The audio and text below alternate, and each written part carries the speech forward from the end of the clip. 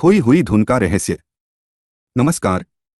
यह कहानी उस समय की है जब लंदन की धुंध भरी गलियों में रहस्य और रोमांच का साया मंडरा रहा था।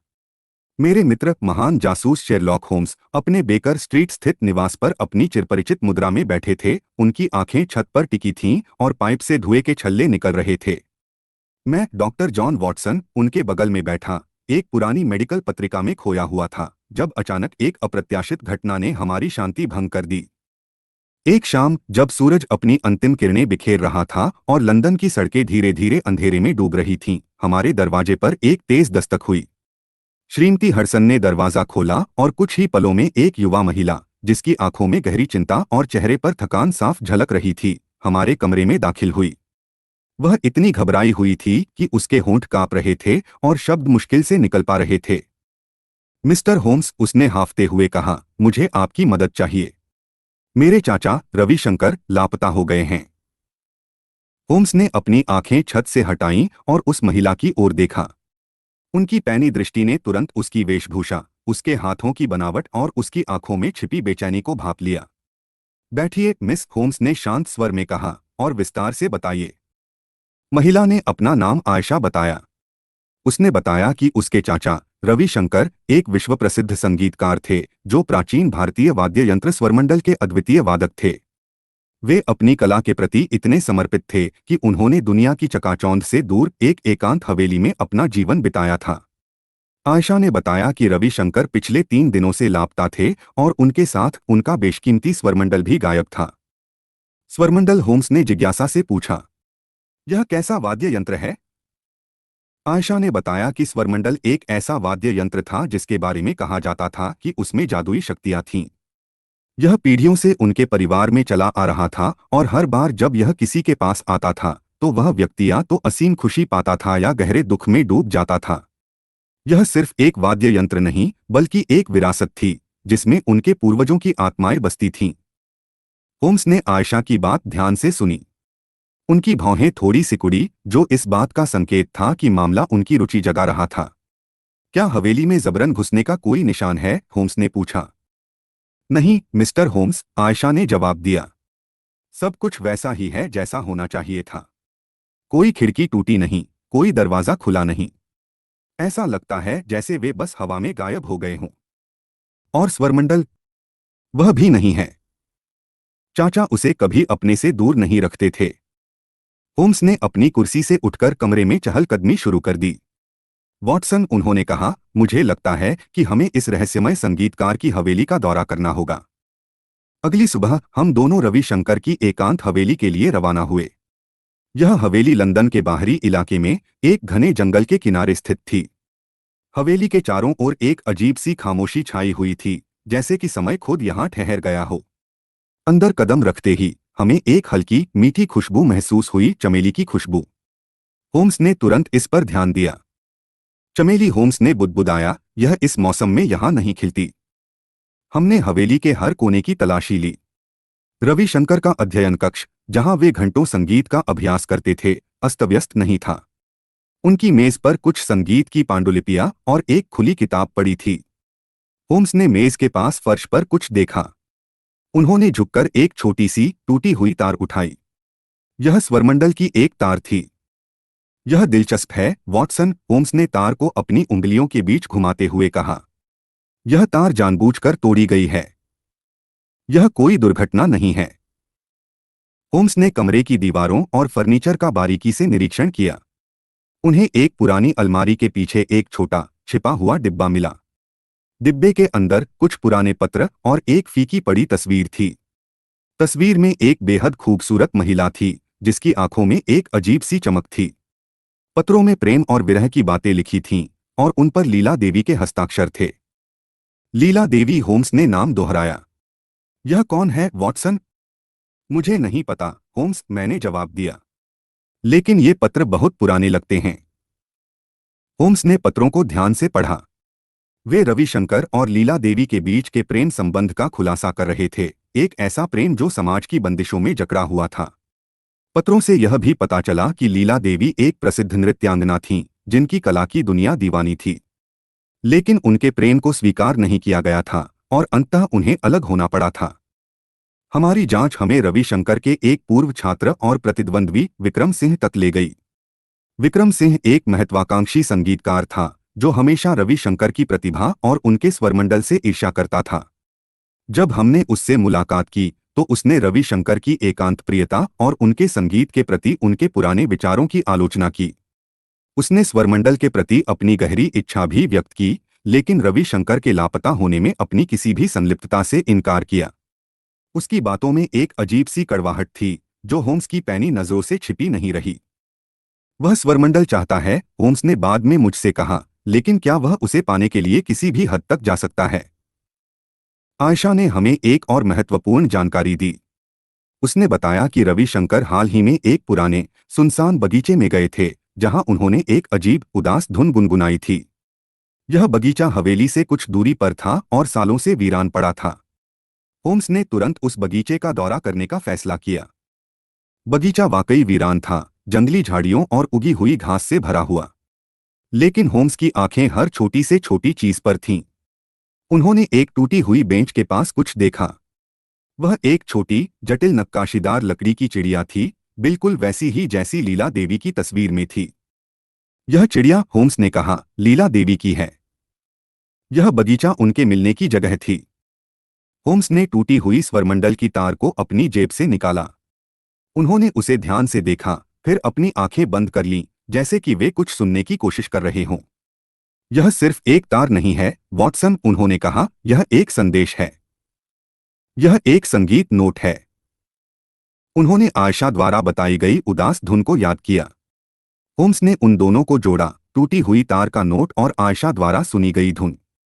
यह एक राग का टुकड़ा है, होम्स ने अचानक कहा। उनकी आंखों में चमक आ गई। एक ऐसा राग जो केवल रविशंकर और लीला देवी ही जानते थे। यह उनकी प्रेम कहानी का राग है। होम्स ने विक्रम सिंह के बारे में सोचना शुरू किया। विक्रम सिंह ने स्वरमंडल के इतिहास के बारे में कुछ ऐसी बातें बताई थीं जो केवल रविशंकर और लीला देवी ही जानते थे। यह कैसे संभव था?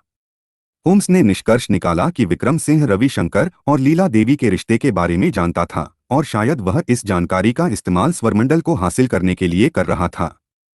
रविशंकर का अपहरण नहीं हुआ है, वॉटसन, होम्स ने अचानक कहा। वह कहीं छिपा हुआ है। एक ऐसी जगह जहां केवल वह और लीला देवी ही जा सकते हैं।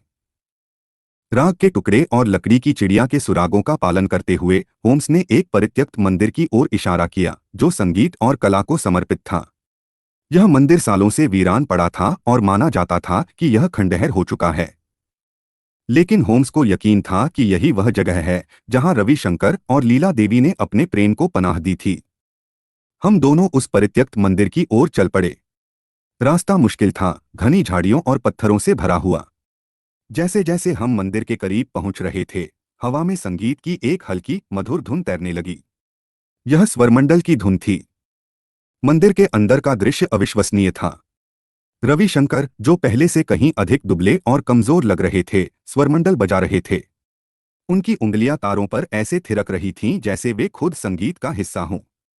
उनके बगल में एक बहुत बूढ़ी, शांत महिला बैठी थी, जिसकी आंखों में एक गहरी शांति थी। यह लीला देवी थीं। वह मरी नहीं थीं, बल्कि रविशंकर के साथ इस एकांत मंदिर में गुप्त रूप से रह रही थीं, अपने प्रेम और संगीत को दुनिया की नजरों से दूर बचाकर। रविशंकर और लीला देवी ने हमें अपनी कहानी सुनाई। कैसे उन्हें समाज की बंदिशों के कारण अलग होना पड़ा था, कैसे लीला ने अपनी मौत का नाटक किया था ताकि वे एक साथ रह सकें, और कैसे उन्होंने इस मंदिर को अपना गुप्त ठिकाना बनाया था। रविशंकर का लापता होना कोई अपहरण नहीं था, बल्कि विक्रम सिंह से स्वरमंडल को बचाने और अंतः लीला के साथ खुले तौर पर रहने का एक जानबूझकर किया गया कार्य था। विक्रम सिंह स्वरमंडल के प्रति अपने जुनून में इतना अंधा हो गया था कि वह उसे किसी भी कीमत पर हासिल करना चाहता था। स्वरमंडल सिर्फ एक वाद्य यंत्र नहीं है, मिस्टर होम्स, रविशंकर ने कहा। यह हमारे प्रेम का प्रतीक है, हमारी कला की पवित्रता का प्रतीक है। उन्होंने बताया कि उन्होंने टूटी हुई तार को एक गुप्त संदेश के रूप में छोड़ा था, यह उम्मीद करते हुए कि यह आयशा तक पहुंचेगी, जो उनकी संगीत की सच्ची उत्तराधिकारी थी। तभी मंदिर के प्रवेश द्वार पर एक साया उभरा। यह विक्रम सिंह था। वह हमारा पीछा करते हुए यहां तक पहुंच गया था। उसकी आंखों में लालच और ईर्ष्या साफ झलक रही थी। उसने स्वरमंडल को छीनने की कोशिश की, लेकिन होम्स ने उसे रोक दिया। होम्स ने विक्रम सिंह के लालच और कला के प्रति उसकी सच्ची समझ की कमी को उजागर किया। विक्रम सिंह को गिरफ्तार कर लिया गया। रविशंकर अब लीला के साथ फिर से मिल गए थे और गोपनीयता के बोझ से मुक्त थे। उन्होंने आयशा को स्वरमंडल का ज्ञान और अपनी अनूठी संगीत विरासत सौंपने का फैसला किया। उन्होंने सुनिश्चित किया कि धुन जीवित रहे, पीढ़ियों तक गूंजती रहे। कहानी शांति, समाधान और प्रतिकूलता पर प्रेम और कला की जीत के साथ समाप्त हुई। यह मामला शेरलॉक होम्स के लिए सिर्फ एक रहस्य सुलझाने से कहीं अधिक था। यह एक ऐसी यात्रा थी जिसने उन्हें मानवीय भावनाओं की गहराई को समझने में मदद की और यह दिखाया कि कैसे संगीत और प्रेम की धुनें समय और बाधाओं को पार कर सकती हैं। मानुस एआई द्वारा। लेकिन कहानी यहीं खत्म नहीं होती। यह तो बस शुरुआत थी, एक ऐसे रहस्य की परतें खोलने की जो समय की धूल में कहीं खो गया था। होम्स और मेरे लिए यह मामला सिर्फ एक लापता व्यक्ति और एक चोरी हुए वाद्य यंत्र का नहीं था, बल्कि यह मानवीय भावनाओं, कला के प्रति समर्पण और प्रेम की उस असीम शक्ति की खोज थी जो किसी भी बाधा को पार कर सकती है। जब हम बेकर स्ट्रीट लौटे तो होम्स कई दिनों तक चुप रहे। वे अक्सर अपनी कुर्सी पर बैठे अपनी उंगलियों को एक साथ जोड़कर अपनी आंखें बंद कर लेते थे, जैसे कि वे रविशंकर और लीला देवी की कहानी के हर पहलू पर फिर से विचार कर रहे हों। मुझे पता था कि यह मामला उनके दिल को छू गया था, हालांकि वे इसे कभी स्वीकार नहीं करेंगे। एक शाम जब मैं अपनी डायरी में इस मामले के नोट्स लिख रहा था, होम्स ने अचानक अपनी चुप्पी तोड़ी। वॉटसन, उन्होंने कहा, क्या तुमने कभी सोचा है कि संगीत में इतनी शक्ति क्यों होती है? यह कैसे हमारी आत्मा के सबसे गहरे कोनों को छू सकता है, उन भावनाओं को जगा सकता है जिन्हें हम भूल चुके हैं। मैंने कहा, शायद इसलिए होम्स, क्योंकि संगीत एक सार्वभौमिक भाषा है। यह शब्दों से परे है, यह सीधे दिल से बात करता है। होम्स ने सिर हिलाया। हाँ, शायद तुम सही हो। रविशंकर और लीला देवी का प्रेम उनके संगीत में जीवित था। स्वरमंडल सिर्फ लकड़ी और तारों का एक टुकड़ा नहीं था, यह उनकी आत्माओं का संगम था। विक्रम सिंह जैसे लोग इसे कभी नहीं समझ सकते थे, क्योंकि वे केवल भौतिक वस्तु को देखते थे, उसके पीछे की भावना को नहीं। कुछ हफ्तों बाद हमें आयशा का एक पत्र मिला। उसने लिखा था कि रविशंकर और लीला देवी ने उसे अपने मंदिर में रहने के लिए आमंत्रित किया था, ताकि वह उनसे स्वरमंडल की कला सीख सके। उसने लिखा कि वह बहुत खुश थी और उसने अपने जीवन का उद्देश्य पा लिया था। पत्र के साथ उसने एक छोटा सा लकड़ी का बक्सा भेजा। उसके अंदर स्वरमंडल की एक नई तार थी जो चमेली के फूलों से लिपटी हुई थी। होम्स ने उस तार को अपने हाथ में लिया और मुस्कुराए। यह एक दुर्लभ मुस्कान थी जो उनके चेहरे पर बहुत कम दिखाई देती थी। देखो वॉटसन, उन्होंने कहा, धुन जीवित है। और इस तरह खोई हुई धुन का रहस्य सुलझ गया, लेकिन उसकी गूंज हमारे दिलों में हमेशा के लिए रह गई।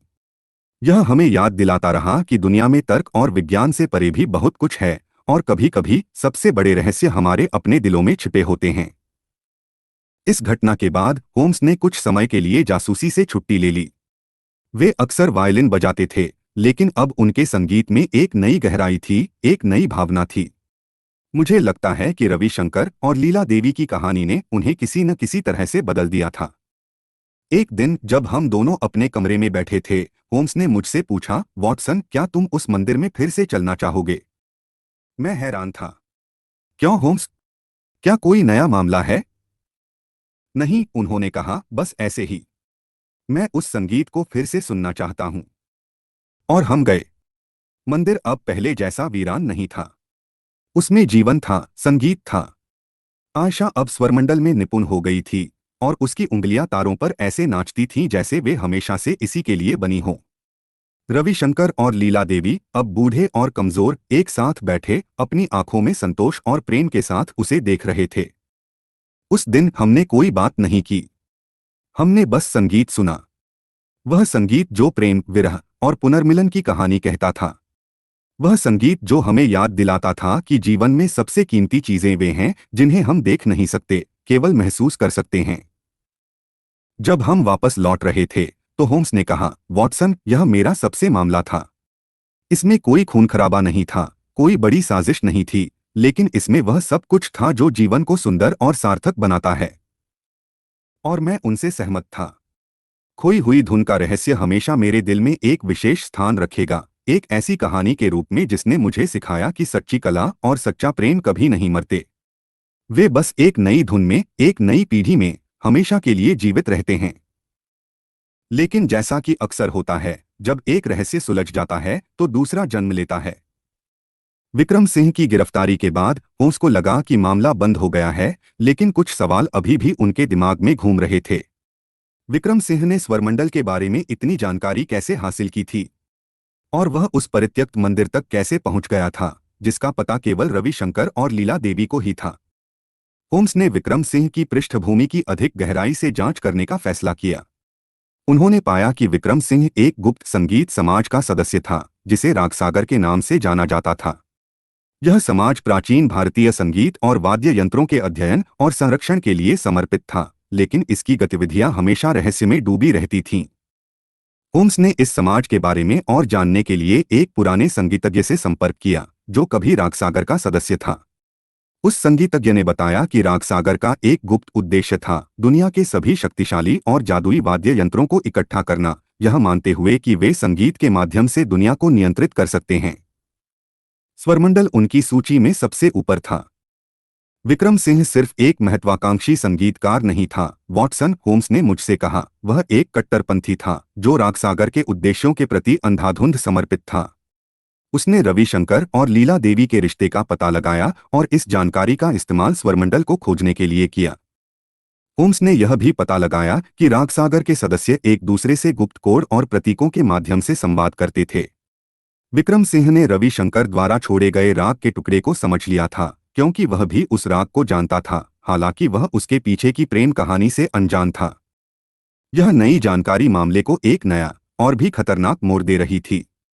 अब यह सिर्फ एक व्यक्तिगत मामला नहीं था, बल्कि एक गुप्त समाज की साजिश थी जिसके दूरगामी परिणाम हो सकते थे। होम्स ने फैसला किया कि उन्हें रागसागर के बारे में और जानना होगा और उनके इरादों को उजागर करना होगा। हमारी जांच हमें भारत ले गई, जहां रागसागर की जड़ें थीं। हमने वाराणसी की प्राचीन गलियों में, हिमालय के शांत मठों में और राजस्थान के राजसी महलों में सुरागों की तलाश की।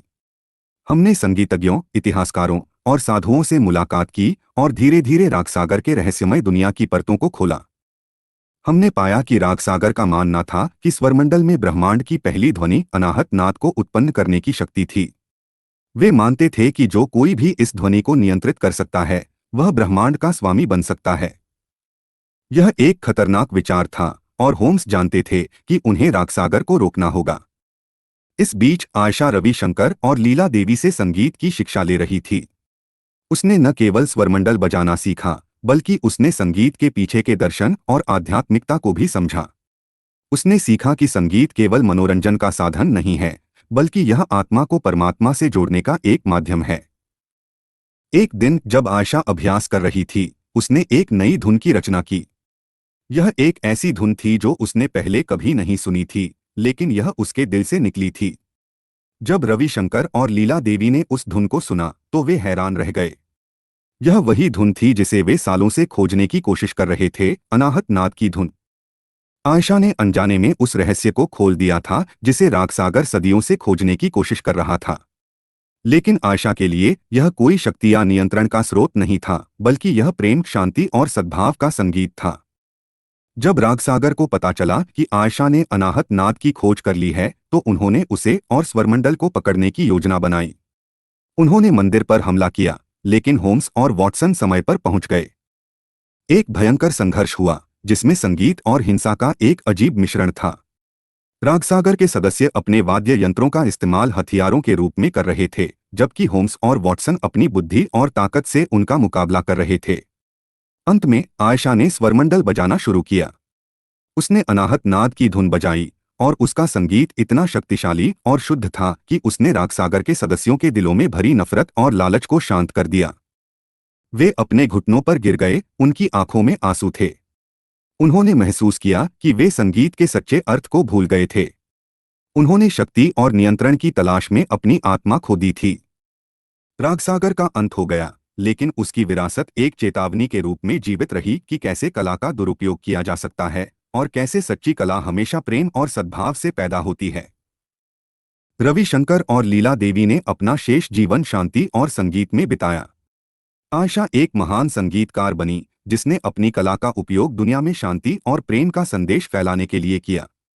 और शेरलॉक होम्स अपने तर्क और विज्ञान के साथ हमेशा उस रहस्य को याद करते रहे जिसे केवल दिल से ही सुलझाया जा सकता था। यह कहानी हमें सिखाती है कि सबसे बड़ी शक्तियां वे नहीं हैं जो हमें नियंत्रित करती हैं, बल्कि वे हैं जो हमें एक साथ लाती हैं। और संगीत अपने शुद्धतम रूप में उन शक्तियों में से सबसे बड़ी है। यह एक ऐसी भाषा है जिसे हर कोई समझता है, एक ऐसी धुन है जो हर दिल में गूंजती है, और एक ऐसा रहस्य है जो हमें हमेशा आश्चर्यचकित करता रहता है। भारत की हमारी यात्रा एक लंबी और थका देने वाली थी, लेकिन होम्स के दृढ़ संकल्प ने हमें आगे बढ़ने के लिए प्रेरित किया। हम पहले मुंबई पहुंचे, जहां की भीड़भाड़ वाली गलियों और रंगीन बाजारों में हमें रागसागर के बारे में कुछ शुरुआती सुराग मिले। हमने कुछ पुराने संगीतज्ञों से मुलाकात की, जिन्होंने हमें बताया कि रागसागर एक बहुत ही गुप्त संगठन था जिसके सदस्य अपनी पहचान छिपाकर रखते थे। वे प्राचीन संगीत ग्रंथों और वाद्य यंत्रों के विशेषज्ञ थे, और उनका मानना था कि संगीत में ब्रह्मांड को बदलने की शक्ति है। मुंबई से हम वाराणसी के लिए रवाना हुए, जो भारत के सबसे पुराने और पवित्र शहरों में से एक है। गंगा नदी के किनारे स्थित यह शहर अपनी संकरी गलियों, प्राचीन मंदिरों और घाटों के लिए प्रसिद्ध है। यहाँ हमें रागसागर के बारे में और अधिक जानकारी मिली। हमने एक पुराने पुस्तकालय में कुछ दुर्लभ पांडुलिपियां पाईं, जिनमें रागसागर के इतिहास और उनके दर्शन का वर्णन था। इन पांडुलिपियों में अनाहत नाद का भी उल्लेख था, जिसे ब्रह्मांड की पहली और सबसे शक्तिशाली ध्वनि माना जाता था।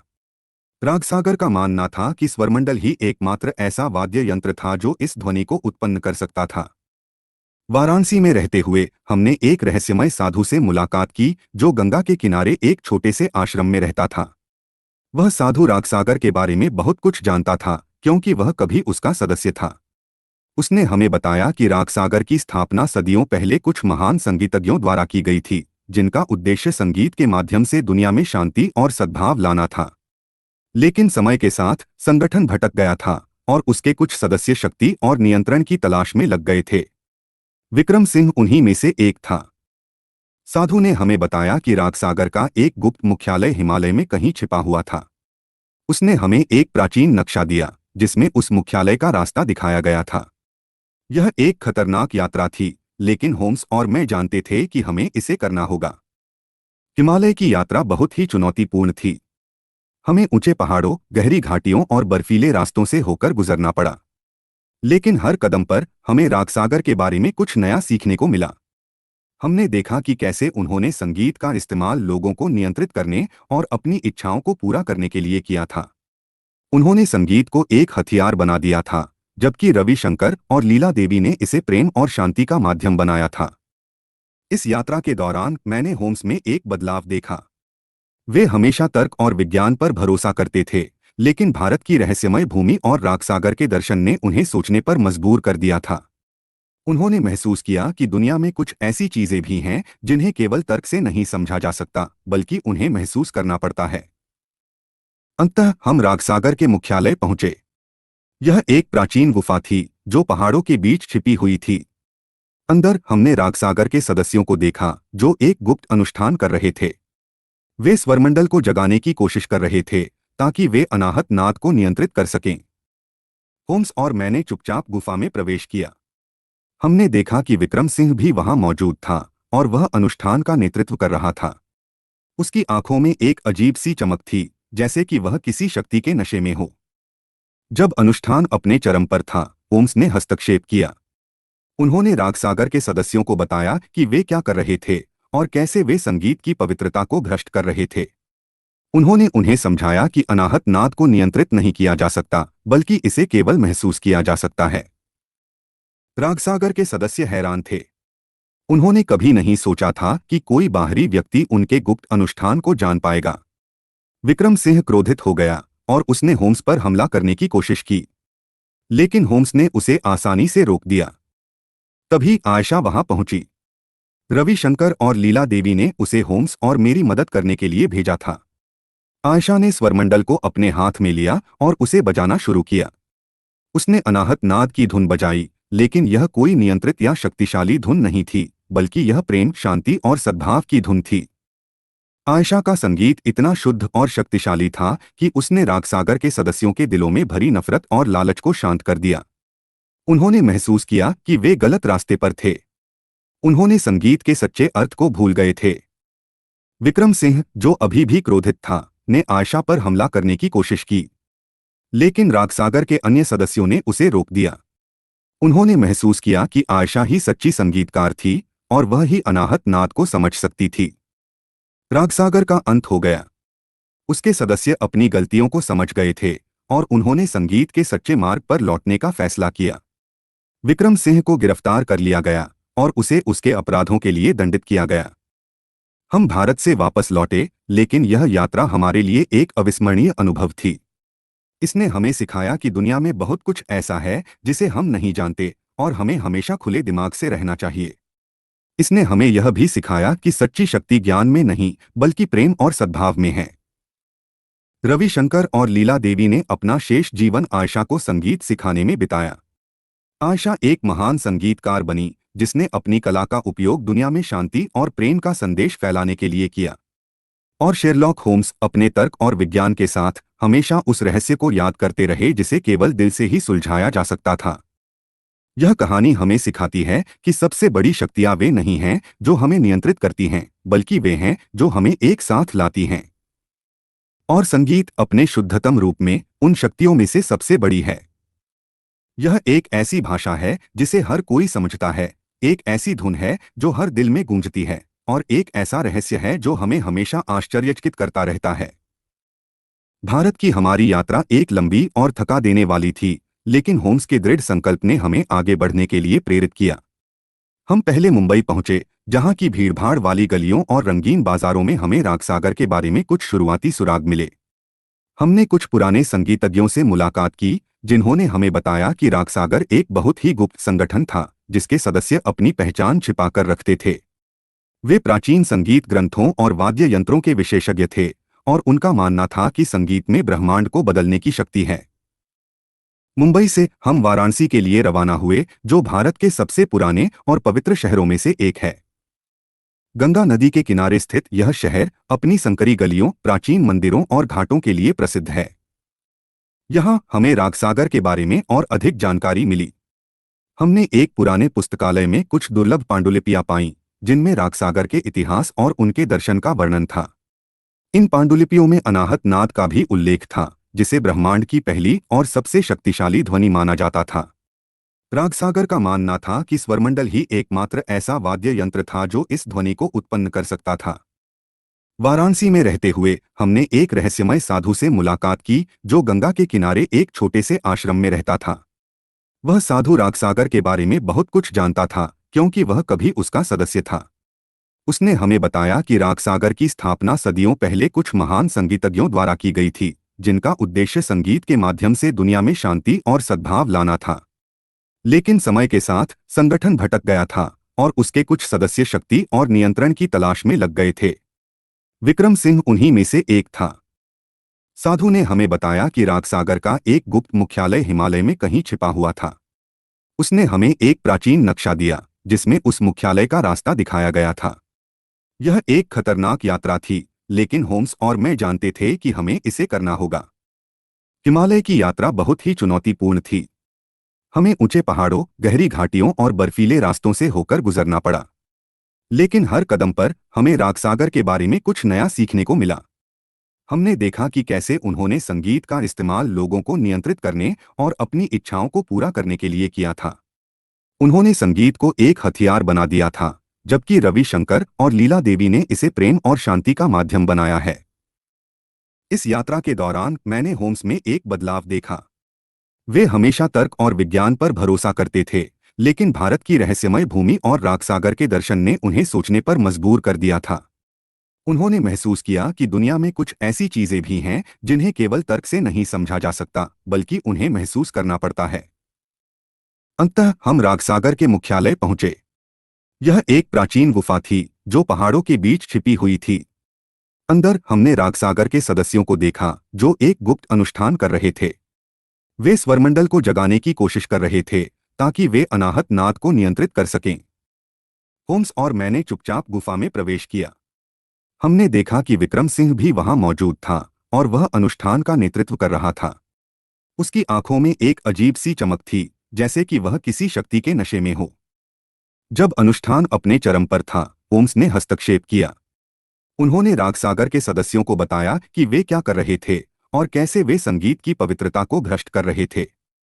उन्होंने उन्हें समझाया कि अनाहत नाद को नियंत्रित नहीं किया जा सकता, बल्कि इसे केवल महसूस किया जा सकता है। रागसागर के सदस्य हैरान थे। उन्होंने कभी नहीं सोचा था कि कोई बाहरी व्यक्ति उनके गुप्त अनुष्ठान को जान पाएगा। विक्रम सिंह क्रोधित हो गया और उसने होम्स पर हमला करने की कोशिश की, लेकिन होम्स ने उसे आसानी से रोक दिया। तभी आयशा वहां पहुंची। रविशंकर और लीला देवी ने उसे होम्स और मेरी मदद करने के लिए भेजा था। आयशा ने स्वरमंडल को अपने हाथ में लिया और उसे बजाना शुरू किया। उसने अनाहत नाद की धुन बजाई, लेकिन यह कोई नियंत्रित या शक्तिशाली धुन नहीं थी, बल्कि यह प्रेम, शांति और सद्भाव की धुन थी। आयशा का संगीत इतना शुद्ध और शक्तिशाली था कि उसने रागसागर के सदस्यों के दिलों में भरी नफरत और लालच को शांत कर दिया। उन्होंने महसूस किया कि वे गलत रास्ते पर थे। उन्होंने संगीत के सच्चे अर्थ को भूल गए थे। विक्रम सिंह, जो अभी भी क्रोधित था, ने आयशा पर हमला करने की कोशिश की, लेकिन रागसागर के अन्य सदस्यों ने उसे रोक दिया। उन्होंने महसूस किया कि आयशा ही सच्ची संगीतकार थी और वह ही अनाहत नाद को समझ सकती थी। रागसागर का अंत हो गया। उसके सदस्य अपनी गलतियों को समझ गए थे और उन्होंने संगीत के सच्चे मार्ग पर लौटने का फैसला किया। विक्रम सिंह को गिरफ्तार कर लिया गया और उसे उसके अपराधों के लिए दंडित किया गया। हम भारत से वापस लौटे, लेकिन यह यात्रा हमारे लिए एक अविस्मरणीय अनुभव थी। इसने हमें सिखाया कि दुनिया में बहुत कुछ ऐसा है जिसे हम नहीं जानते और हमें हमेशा खुले दिमाग से रहना चाहिए। इसने हमें यह भी सिखाया कि सच्ची शक्ति ज्ञान में नहीं, बल्कि प्रेम और सद्भाव में है। रविशंकर और लीला देवी ने अपना शेष जीवन आयशा को संगीत सिखाने में बिताया। आयशा एक महान संगीतकार बनी, जिसने अपनी कला का उपयोग दुनिया में शांति और प्रेम का संदेश फैलाने के लिए किया। और शेरलॉक होम्स अपने तर्क और विज्ञान के साथ हमेशा उस रहस्य को याद करते रहे जिसे केवल दिल से ही सुलझाया जा सकता था। यह कहानी हमें सिखाती है कि सबसे बड़ी शक्तियां वे नहीं हैं जो हमें नियंत्रित करती हैं, बल्कि वे हैं जो हमें एक साथ लाती हैं। और संगीत अपने शुद्धतम रूप में उन शक्तियों में से सबसे बड़ी है। यह एक ऐसी भाषा है जिसे हर कोई समझता है, एक ऐसी धुन है जो हर दिल में गूंजती है, और एक ऐसा रहस्य है जो हमें हमेशा आश्चर्यचकित करता रहता है। रागसागर के विघटन के बाद भारत में शांति लौट आई। रविशंकर और लीला देवी अब अपने गुप्त ठिकाने से मुक्त होकर खुले तौर पर संगीत और कला की शिक्षा देने लगे। आयशा उनकी सबसे होनहार शिष्या बनी और उसकी ख्याति दूर दूर तक फैलने लगी। लोग उसे स्वरमंडल की राजकुमारी कहने लगे, क्योंकि उसकी उंगलियों में वह जादू था जो हर सुनने वाले के दिल को छू लेता था। होम्स और मैं कुछ और दिनों तक भारत में रुके, ताकि हम यह सुनिश्चित कर सकें कि रागसागर का कोई भी अवशेष बचा न रहे। हमने देखा कि कैसे संगीत ने लोगों को एक साथ लाया था, कैसे उसने नफरत और लालच को प्रेम और सद्भाव में बदल दिया था। यह एक ऐसा अनुभव था जिसने होम्स के तर्कसंगत दिमाग को भी हिला दिया था। एक शाम जब हम गंगा के किनारे बैठे थे, होम्स ने मुझसे कहा, वॉटसन, मैंने हमेशा सोचा था कि दुनिया को समझने के लिए केवल तर्क और अवलोकन ही काफी हैं। लेकिन इस मामले ने मुझे सिखाया है कि कुछ चीजें ऐसी भी हैं जिन्हें केवल दिल से ही समझा जा सकता है। मैंने मुस्कुराते हुए कहा, शायद यही कारण है कि आप एक महान जासूस हैं, होम्स। आप केवल तथ्यों को नहीं देखते, बल्कि आप उनके पीछे की भावनाओं को भी समझते हैं। होम्स ने मेरी ओर देखा और उनकी आंखों में एक अजीब सी चमक थी। शायद, उन्होंने कहा, शायद। जब हम लंदन लौटे तो बेकर स्ट्रीट का हमारा कमरा पहले से कहीं अधिक शांत लग रहा था। होम्स अब पहले की तरह अपनी वायलिन नहीं बजाते थे, लेकिन जब वे बजाते थे तो उनके संगीत में एक नई गहराई थी, एक नई भावना थी। मुझे लगता है कि भारत की यात्रा ने उन्हें बदल दिया था और वे अब केवल एक जासूस नहीं थे, बल्कि एक ऐसे व्यक्ति थे जिसने मानवीय भावनाओं की गहराई को समझा था। कुछ महीनों बाद हमें आयशा का एक और पत्र मिला। उसने लिखा था कि उसने एक संगीत विद्यालय खोला था जहां वह बच्चों को स्वरमंडल और प्राचीन भारतीय संगीत सिखाती थी। उसने लिखा कि रविशंकर और लीला देवी उसके साथ थे और वे सभी मिलकर संगीत के माध्यम से दुनिया में शांति और सद्भाव फैला रहे थे। पत्र के साथ उसने एक छोटा सा उपहार भेजा, एक हाथ से बना हुआ लकड़ी का पक्षी, बिल्कुल वैसा ही जैसा होम्स को लीला देवी की हवेली में मिला था। यह एक प्रतीक था उनके प्रेम और संगीत की विरासत का। होम्स ने उस पक्षी को अपने हाथ में लिया और उसे ध्यान से देखा। यह सिर्फ एक लकड़ी का पक्षी नहीं है, वॉटसन, उन्होंने कहा, यह एक याद है। एक याद उस धुन की जो खो गई थी और फिर मिल गई। और इस तरह खोई हुई धुन का रहस्य हमेशा के लिए हमारे दिलों में बस गया। यह हमें याद दिलाता रहा कि दुनिया में सबसे बड़ी शक्तियां वे नहीं हैं जो हमें नियंत्रित करती हैं, बल्कि वे हैं जो हमें एक साथ लाती हैं।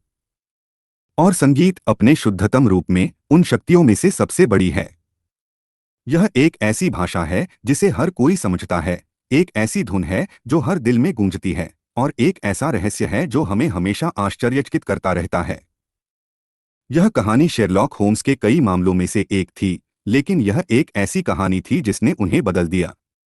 इसने उन्हें सिखाया कि तर्क और विज्ञान के साथ साथ दुनिया में प्रेम, भावना और आध्यात्मिकता का भी एक महत्वपूर्ण स्थान है। और कभी-कभी सबसे बड़े रहस्य हमारे अपने दिलों में छिपे होते हैं, जिन्हें केवल संगीत और प्रेम की धुन से ही सुलझाया जा सकता है। होम्स ने इस मामले के बाद कई और रहस्य सुलझाए, लेकिन खोई हुई धुन का रहस्य हमेशा उनके लिए एक विशेष स्थान रखता था। यह उन्हें उस समय की याद दिलाता था जब उन्होंने न केवल एक अपराध को सुलझाया था, बल्कि एक ऐसी दुनिया की खोज की थी जहां संगीत और प्रेम की शक्ति किसी भी तर्क से परे थी। और मैं, डॉक्टर जॉन वॉटसन, हमेशा उनके साथ था, उनके हर कदम पर, उनके हर रहस्य में। मैंने देखा कि कैसे मेरे मित्र, जो हमेशा तर्क और विज्ञान के पुजारी थे, एक ऐसे व्यक्ति में बदल गए जिसने मानवीय भावनाओं की गहराई को समझा। और यह सब एक खोई हुई धुन के रहस्य के कारण हुआ था। यह कहानी हमें यह भी सिखाती है कि हर व्यक्ति के अंदर एक संगीत होता है, एक धुन होती है जो उसे अद्वितीय बनाती है। और जब हम उस धुन को सुनते हैं तो हम न केवल खुद को समझते हैं, बल्कि हम दूसरों को भी समझते हैं। और यही सच्ची कला है, सच्चा प्रेम है और सच्चा जीवन है। तो अगली बार जब आप कोई धुन सुने तो उसे सिर्फ अपने कानों से न सुने, बल्कि उसे अपने दिल से भी सुने। शायद आप भी किसी खोई हुई धुन का रहस्य सुलझा सकें और अपने जीवन में एक नया संगीत पा सकें। यह कहानी उन सभी संगीत प्रेमियों को समर्पित है जो संगीत में जीवन और प्रेम की तलाश करते हैं, और उन सभी जासूसों को भी जो केवल तथ्यों को नहीं बल्कि उनके पीछे की भावनाओं को भी समझते हैं।